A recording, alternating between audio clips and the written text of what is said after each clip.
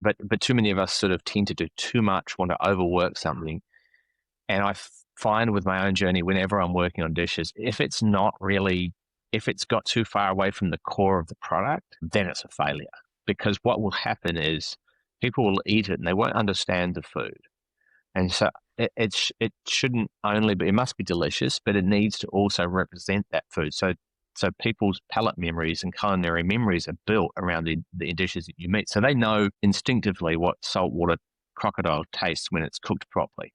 Now that's important, to honor. That's a living creature from our nation. You need to respect it and present it in the best way possible. Does that make sense? There's a bit of psychology there, really, and a sort of a moral responsibility to go, all right, so if we consider this to be one of the best restaurants around, and you come to my restaurant and you find, let's say, the freshwater crayfish, you find that confusing, then I've failed, because that shouldn't be confusing. That's a majestic ingredient, valuable ingredient culturally and financially. And I've failed if you don't think that that's bedazzling. Do you know what I mean? Because it is bedazzling, because it is such an immense quality. And so if I've done too much to it or put too many things on top of it, layered too many flavors into it, if I've confused it, the reality is it probably tastes best with a little bit of butter, elegantly steamed, and some other nuance, maybe one single ingredient from the environment in which it comes from. So often things, we're talking about that potato dish, really talking about, trying to think about food in a holistic sense. What flavored the food as it grew? That's why I returned the potato to the soil to cook it in, because they have a symbiotic relationship, getting back to the terroir. My theory was, well, I know from hangi that when I eat a kumara, a sweet potato, that the flavor has come from when it grew and also when I cooked it in the soil. So it's really about thinking about things in a holistic sense and trying to be really considerate about it. Hey folks, thank you for tuning in to the latest episode of the Ecosystem Member Podcast. Today's guest is a chef, as I mentioned in the intro to our last episode, and while he's actually one of the world's best chefs, I think that still undersells him a bit as a cultural leader. Ben Shewry is the chef owner of Attica in Melbourne, Australia. Attica is one of the most noteworthy, highest rated, most awarded restaurants in the world, let alone Australia. However, that's not the main reason I wanted to have Ben on the podcast. Back in 2022, coming out of COVID, I was at a crucial point in my career. I had moved to a new company to take a job co-leading the department, and I had what I thought was a shared understanding with management about the type of work I'd be helping to create. I was pretty explicit that I wouldn't work on any clients in the extractive industries and explained why. 3 days, however, into my new gig, I was briefed in on work for an oil and gas company, the world's largest plastic polluter, and a mining trade group with a laundry list of environmental and human rights offenses. I knew what I had to do at that moment, but I came across Ben's story of creating the market, which he shares a bit about in this episode, for his vision of an Attica that was both respectful of humans and nature, and I felt better about the choice I had to make. Now that I have a platform to share stories like Ben's, I was over the moon, if not shocked with delight, that he agreed to chat. Huge thanks to Kylie for helping get this on his calendar. In addition to talking about his vision for Attica and how he got there, we talk about the value of Indigenous and Native ingredients as well as peoples, and the importance of his parents, particularly his mother Kay, in crafting his cooking and even management philosophy. We also talk about his amazing book, Uses for Obsession, his short film, Kobe in the Sea, and the joy he gets from taking his daughter surfing as she connects with the ocean, just as he does. Ben is the type of leader I think we need more of in the world today. He's open-minded and honest, but has a strong sense of responsibility to people and planet. I've talked to a lot of amazing folks on Ecosystem Member, but I think Ben might be at the top of the list. I hope you enjoy this episode with Ben. If you do, please leave a positive review on your favorite podcast platform or give this video a thumbs up on YouTube if you're watching it there. I think you'll agree that more people will benefit from a bit of Ben's hard-earned wisdom, and all those likes and reviews helps more people find the podcast. Without further delay, here is the latest episode of the Ecosystem Member Podcast with Ben Shewry.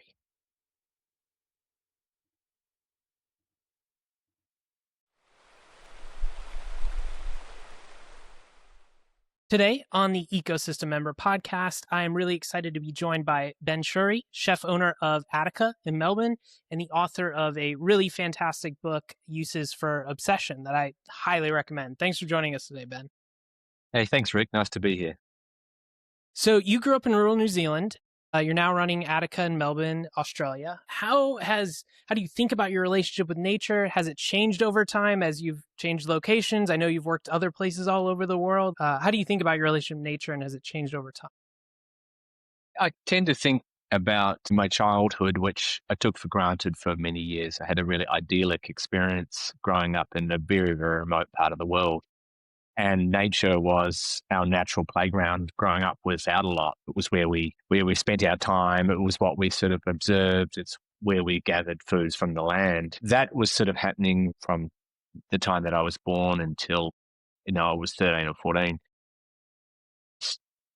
As these things happen to you, it's sort of hard to have any sense of the history. It's not until I was older that I really started to appreciate it. I'd say not much older, because it was such a unique childhood that it did inform me in ways that it couldn't for people that were city dwellers. And so I definitely felt different as a person and as a cook because of that really strong connection to nature. We're always kind of in awe of it, but also at the mercy of it as well. Flooding, overfishing, slips and landslides, terrible weather.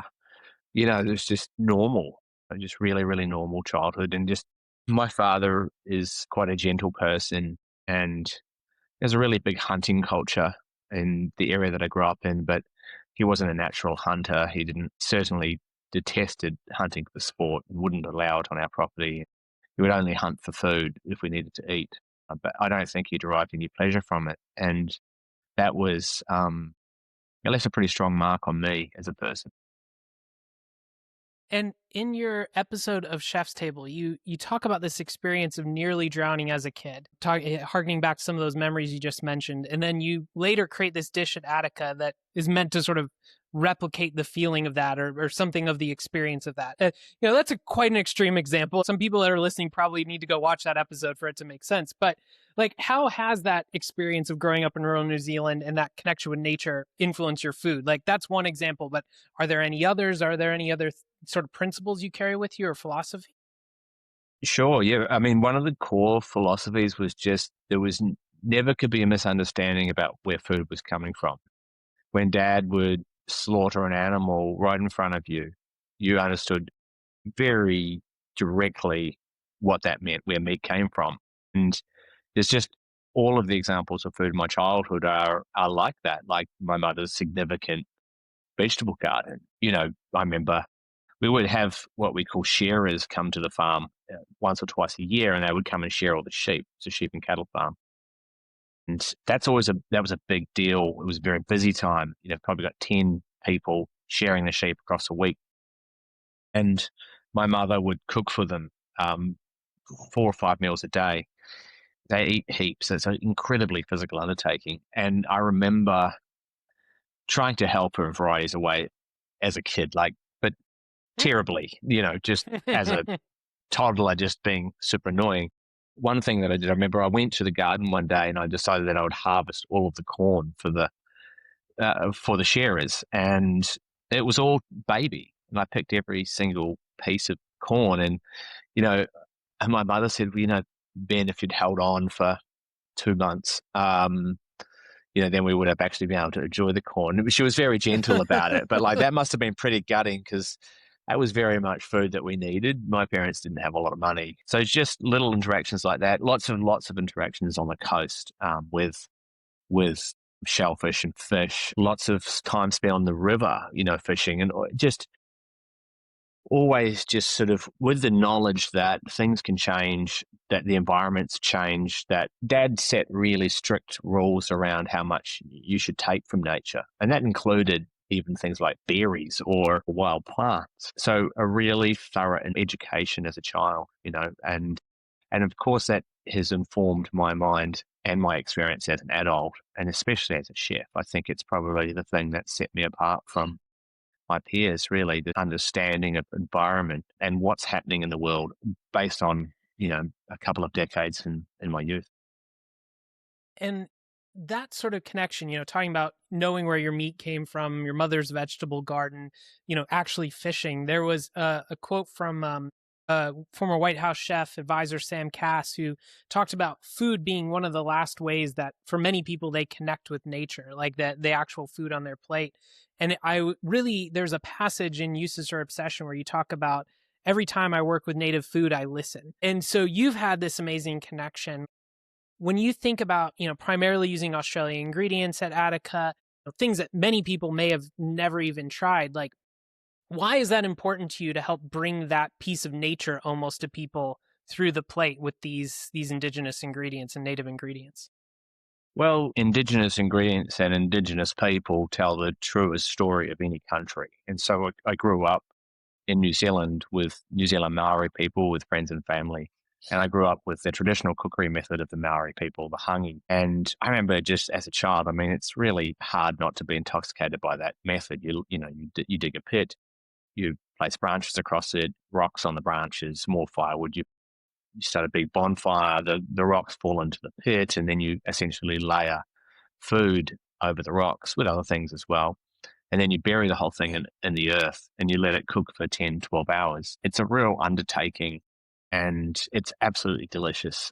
And so I grew up with that as a regular part of my life, and I understood that this was a culture that it came way before my people, And so I brought that experience to Australia, and Australia has the oldest living culture in the world, more than 65,000 years of Indigenous culture of Aboriginal people and Torres Strait Islander peoples. And so, it's just sort of natural to me to identify these foods as the most important foods that we have in Australia. There is about 6,000 endemic ingredients, and we eat a tiny fraction of them as a society, maybe only about 10 a year. And so most people in Australia, they don't have a connection to our true food. And everything that we eat has come in waves of migration, beginning with the English invasion. And so just to me, though, as a creative person, as a cook, an artist, I kind of want to get to the core of things, what's really, really real about and unique about a place. And to me, the most unique and amazing things were these native ingredients, but also the culture and the people and the history of cooking attached to them, which is just undeniable. And as I started working with the food, I started getting pretty strongly schooled on the ingredients.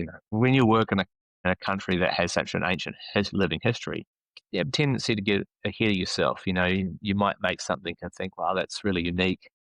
The reality is, if you're being honest and seeking the truth, that more likely than not, that's already been cooked and eaten by somebody else before you. But it's really important to work with them because it's important to contribute to a vibrant society. And it's really important through your work, if you can, to try to bring people along with you. That's my moral obligation and my responsibility here in Australia, not only to make beautiful food from the ingredients, but to help to educate people around them, people who are interested. And you've talked a lot about the hangi and this sort of, I guess, signature dish or dish that you're known for about growing the potato and the cooked in the soil it was grown in, or I think is something like that. When most people think about the word terroir, they think about wine. You're asking, what does the potato want to say? You're asking about the terroir of a potato, which I don't know that I've ever heard anyone ask that question. So is there terroir for a potato? Every ingredient grown outside. Yeah. Like, I would argue that things grown in glass houses probably don't have a terroir that's very definable, but I don't cook with ingredients grown in glass houses. Yeah, so absolutely, potato has a terroir. It tastes very, very different depending on where it grows, and even the same variety grown in a different state of Australia or a different state of America. You know, there's a modern practice by potato farmers to grow potatoes in sandy soils closer to the coast because those are much easier to process, much easier to wash than the potatoes grown in rich, dense soils inland.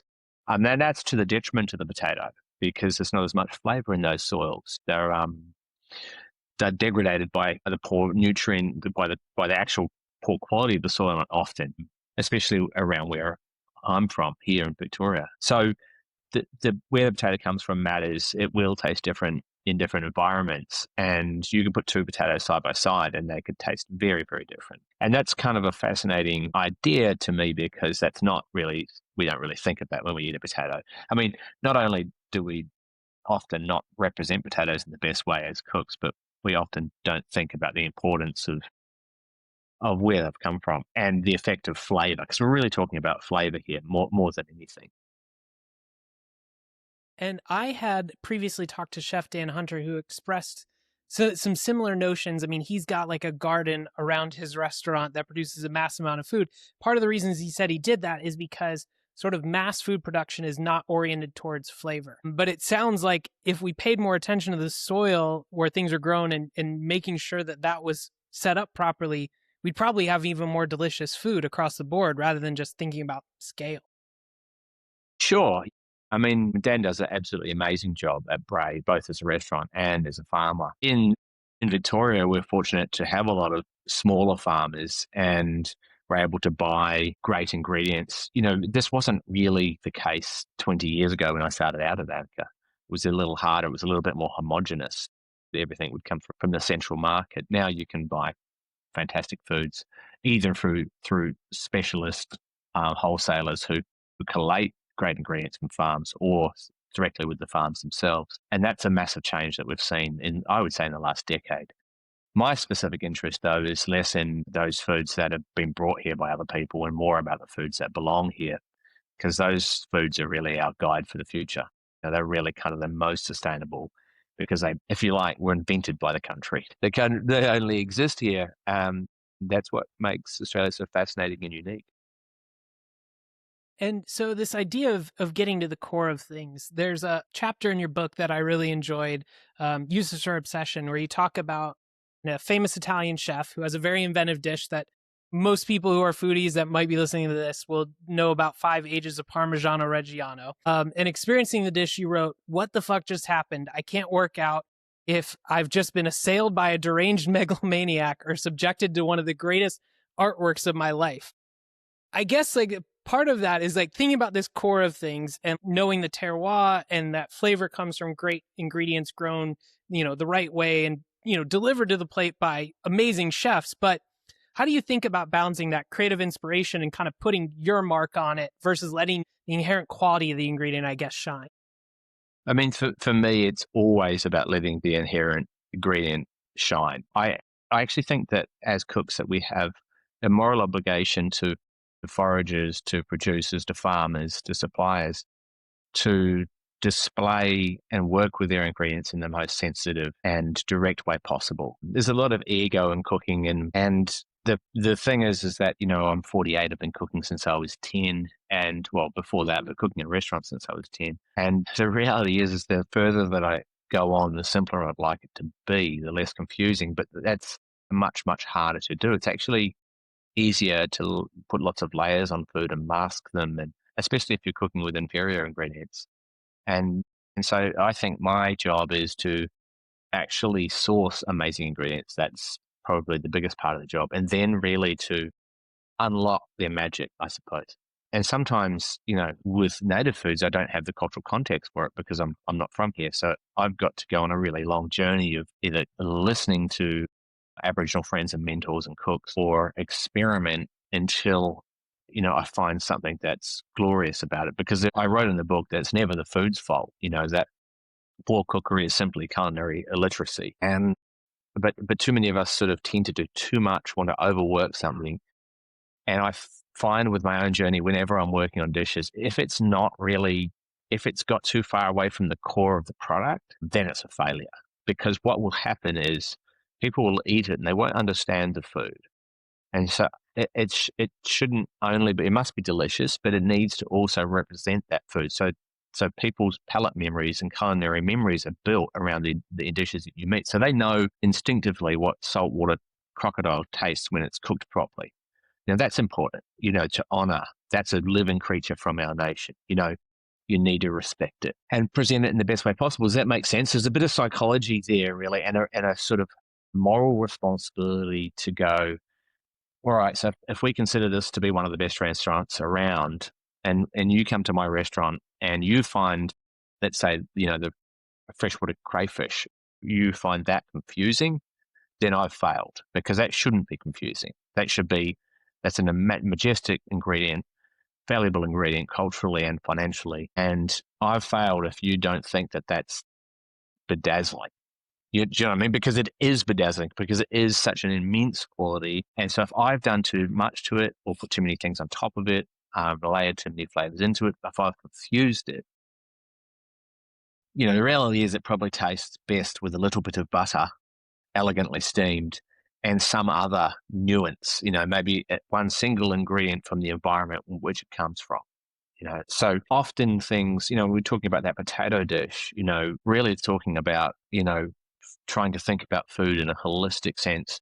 What flavored the food as it grew? That's why I return the potato to the soil to cook it in, because they have a symbiotic relationship. Getting back to the terroir, my theory was, well, I know from hangi that when I eat a kumara, a sweet potato, that the flavor has come from when it grew and also when I cooked it in the soil. So it's really about thinking about things in a holistic sense and trying to be really considerate about it.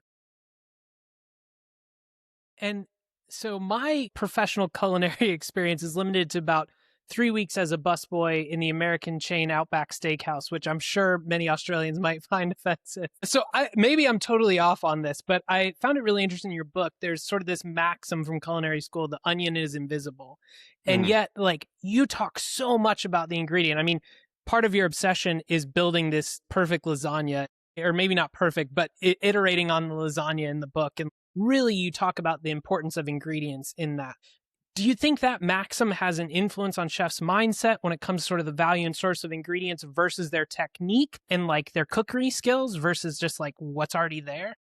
Yeah, I mean that example is kind of about ego. It's about forgetting ourselves as cooks. It's about the snobbery of high-end cooking. It's about how society puts value on certain things and less on others. And realistically, when I look at ingredients, if they're all grown to a high level, then they're all of equal value. An onion, a piece of beef fillet, which I personally don't cook at the restaurant, but one of the most valuable ingredients in our society, in our culture, is a piece of eye fillet or any high-end piece of steak. And yet, to me, the onion is just as valuable as that and can be just as delicious as that. And there's many of us in cooking who think like this. But I just want to bring it back. In 2008, as I was asking the potato what it wanted to say and creating a simple dish of potato cooked in the earth that was grown out, one of our most famous historical dishes. I was really kind of examining those prejudices of our culture upon certain ingredients. That line about the onion is invisible is coming from a European culture, quite egotistical, and one which sort of says we are the most important thing here, not the food. The chef reigns supreme. It doesn't really matter what the quality of the ingredients is. We'll make delicious food. Now, that mantra is true to a point. People can make delicious food. Great cooks can make delicious food from inferior ingredients, and many cooks around the world do. But it could be that much more delicious if they paid equal attention to the ingredient as they did to the technique. I would say as much as 35 to 40 or 50% more delicious. And so coming back to kind of sourcing again, people will often say, well, why is your cooking so great, or why is your restaurant so successful? And most of it's been about sourcing. like just extra effort on sourcing and finding unique things and then working with them. But we can't start backwards. We can't start with inferior ingredients and then try to make them great.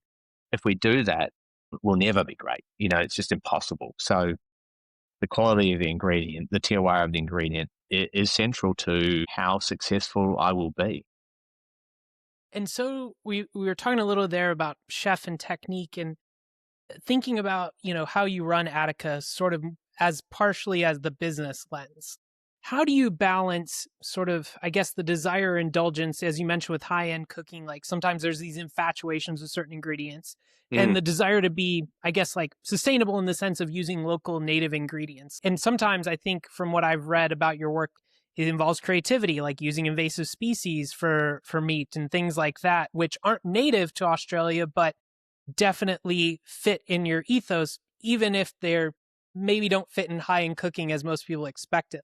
How do you balance market demand, market interest, your creativity as a chef, and your desire to also highlight these native ingredients? Well, just firstly on the last part of the question, I've been fortunate to sort of hold my nerve against the expectations of the market and really kind of create our own market for our work.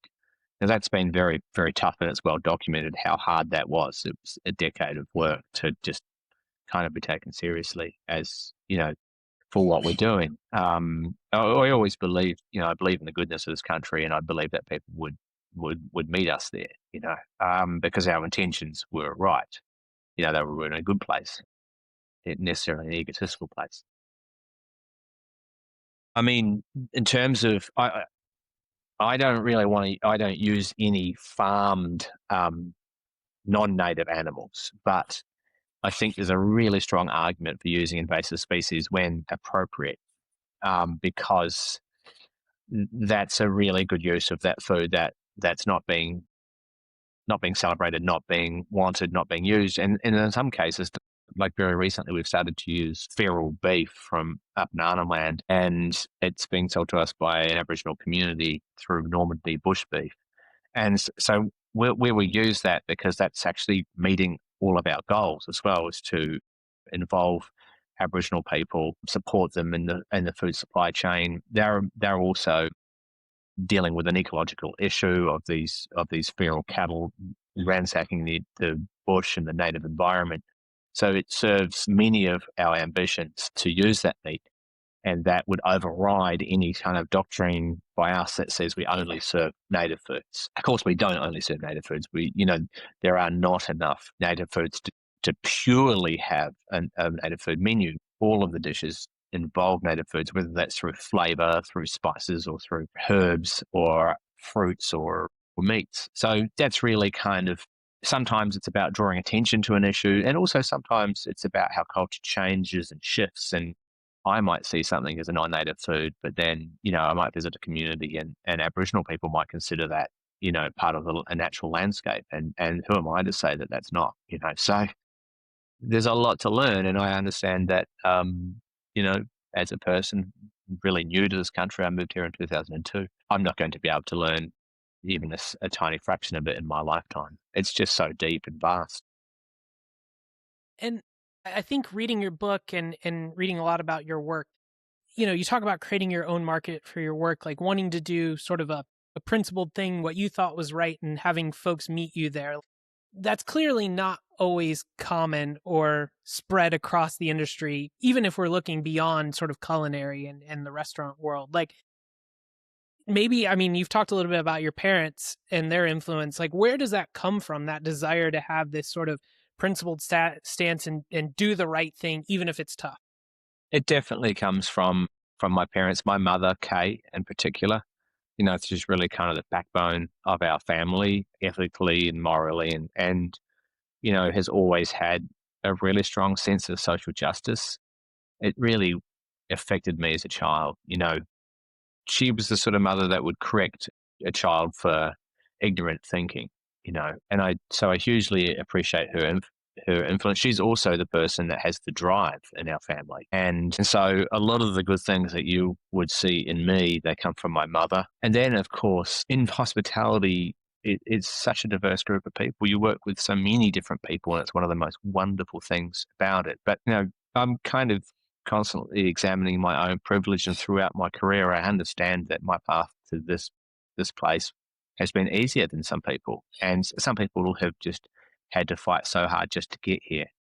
And and so I want to be thoughtful about that and acknowledge that in my work and in the way that I run my company. More than anything, perhaps it comes from a sense of wanting to feel good about your work, though. I think it's as good a reason as any to try to do the right thing, understanding that there'll be days that you don't, or that you'll fail, but that the next day is another chance, and you can always make amends for the things that you do wrong. And so, one thing I would say is that I don't do is that I don't repeat my mistakes. I think that if you keep coming with the same attitude and expecting something different to change, nothing's going to change. I have a great diversity of friends and cultural mentors and people that I looked up to and admire, and that's really, really important for a creative person, especially somebody who's seeking the truth constantly, and trying to get to the heart of things. And that, frankly, has been life changing, and it's the reason why I'm still in this country, why I couldn't leave this country, because of those relationships and friendships, which are so meaningful to me, and also because of the inspiration from them, which just feels endless. Beyond that, so there's a sense of wanting to show leadership, wanting to say, hey, you can be successful and you can also be a decent person about it. We don't have to look up to these sort of toxic, traditional role models of success. And I'm not talking necessarily in my own industry, I'm talking about in the world. And, nobody can convince me that being an asshole and being high performance are things that go hand in hand. They don't correlate to me. High performance is when, true high performance in a restaurant or in any business or at any occupation. To me, it's about being direct with people, being very supportive, but also being empathetic. That's how you get the best out of people. You don't get the best out of people by being a jerk, by bullying people, by people being incredibly fearful all the time.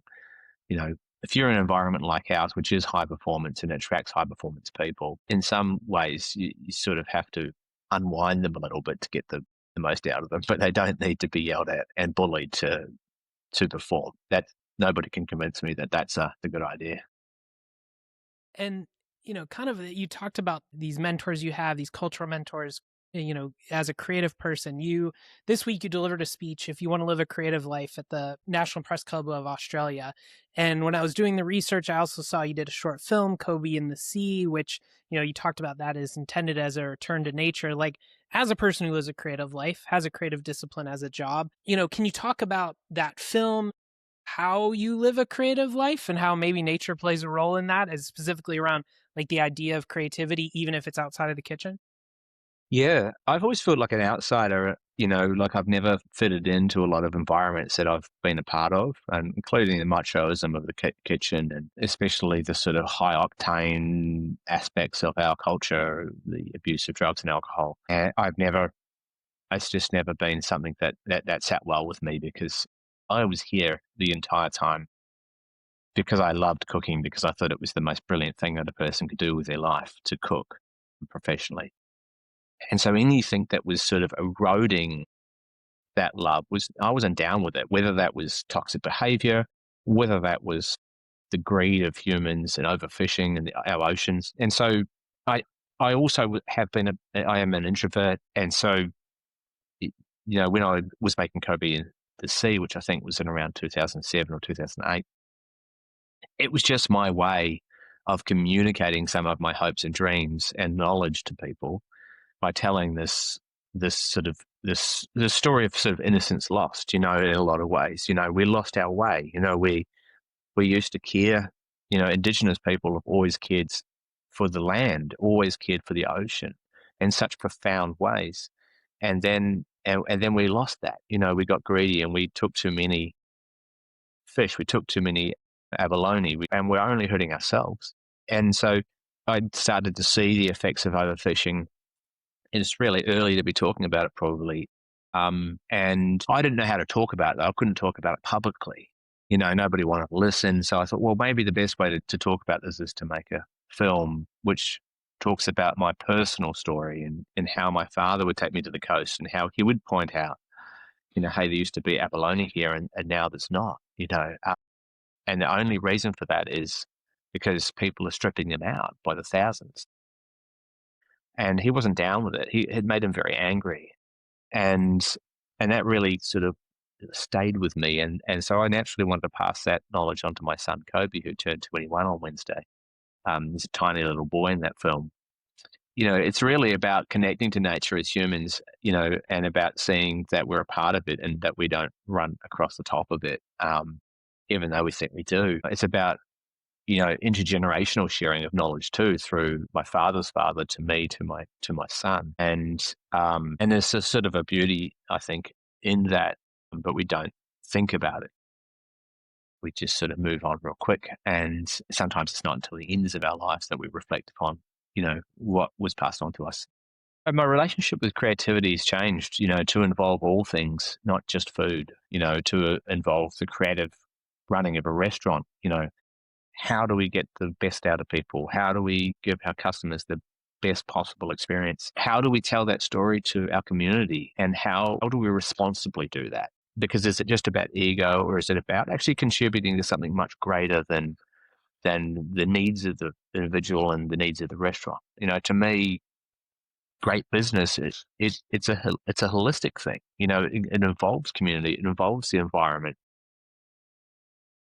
And so it's vitally important that, that we show leadership. And the press club speech this week was such a big deal. The first chef to speak at the press club in the 60-year history of the club. And that platform, it is not a place for chefs. That is not a place where we've ever been. And it carries such a heavy weight when you arrive there and you see that every Australian Prime Minister has spoken there, that all of the greatest Indigenous leaders in our country have spoken there, that, people as random as Hunter S. Thompson have addressed that audience. I'm not saying that Hunter S. Thompson was a great dude, but it's just a fact. There's a heavy history there. And then you, as a small boy from New Zealand, come to Australia and never imagining that you would have the platform. And if you do have the platform, you have an obligation to make the most of it.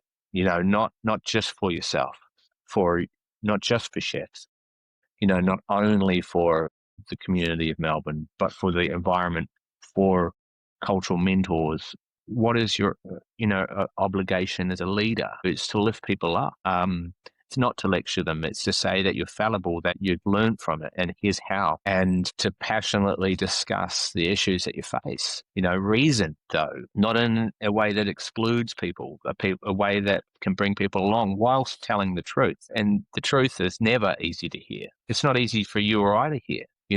Somebody tells me the truth about something that I've done. I'm like, but I always come back around to, if it is the truth, I'm like, yeah, I almost didn't do that speech. I turned down the opportunity once and I nearly turned it down a second time until a friend said to me, you got to get over yourself, Ben. You're wasting an opportunity. And you say that you want to, lift the quality of things for hospitality workers and for food in the country. And then you turn it down arguably the biggest platform that you could have in Australia. I mean, when he said that, his name is Eric, and he's always right, unfortunately. And I was like, yeah, I kind of wanted to argue about it. I made a whole heap of other excuses. And then the next day I was like, yeah, I'm just scared of it. I'm just scared to go there, to give this speech in front of the nation, to be grilled for 30 minutes by journalists. I'm just scared of all that. And I don't think I belong there myself. And, if I don't think that I belong there, then who from our industry does? So I was definitely going to send the wrong message to young chefs, because I believe that you should feel that you can become more than just a cook. Not that there's anything wrong with being just a cook, but we're always told to stay in our position, that we, people, they weren't meaning to be unkind, but so many people who've read my book said, I'm really surprised that you can write. I mean, why? Because I'm a chef, like, no, but I was a writer my whole life, like that's a ludicrous thing to think that because I'm a chef, I can't write, you think that we're all stupid, so there is that prejudice against us. And I was playing into that. I was playing into that narrative by not having the confidence to, to rise to the occasion. And I'm really glad I did. It was an incredible experience. It was incredibly stressful, but yeah, I like making speeches. So I was fortunate that I had that up. That's awesome. So we've talked a few times about the influence your parents had, and you yourself, we just mentioned your son. You're a parent. I have a 2-month-old now, and part of my prep was listening to a lot of episodes of dad podcasts, including How Other Dads Dad, which you were one of my favorite guests on. Thank So you. you talk about how important it is to show your kids Attica, the work that you do, and how you love cooking and hospitality, and along with the realistic sides that you talked about in the book. But thinking about your connection with nature and some of what your parents instilled in you, is that something you've tried to impart in your kids, and like how have you gone about that? Yeah, I have, to the best of my abilities. They've grown up in a very different environment. They've grown up in, the earlier part of their life was a coastal environment, so they did have a stronger connection to the nature or to wild nature than they do in an urban environment, which is still nature. We shouldn't cities are still a part of nature. But I think for me, the greatest moments probably in nature have been sporting moments quite often. So, hiking in the backcountry to go snowboarding, or surfing in a remote environment after driving for a couple of hours. Those are such, immensely pleasurable connections.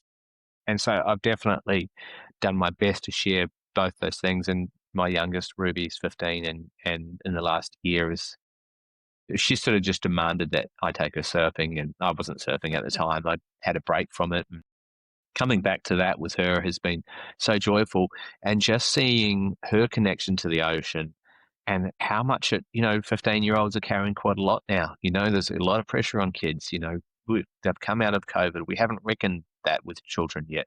That's something that's the biggest moment in their lifetime, actually, in this generation, and we really haven't done a good job of supporting them, and that includes me.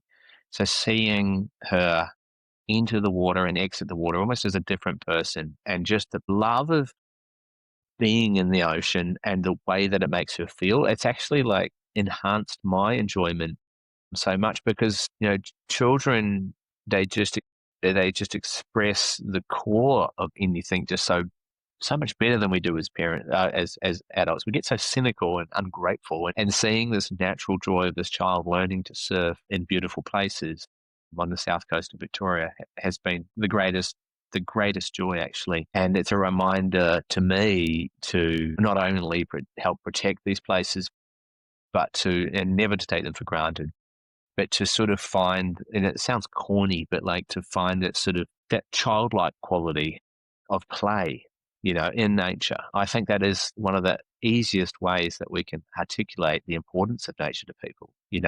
Of course, it would be great if we just cared about it for nature's sake, but we're not like that. And so we need a reason to fight for, coastal environments, or, mountain environments. And I think that children are our best chance at that. Awesome. Well, that is a great optimistic note, hopeful note, I think, for the next generation to leave it on. So thank you so much, Ben, for joining us today on the podcast. I really appreciate your time. Thanks so much, Rick. Take care.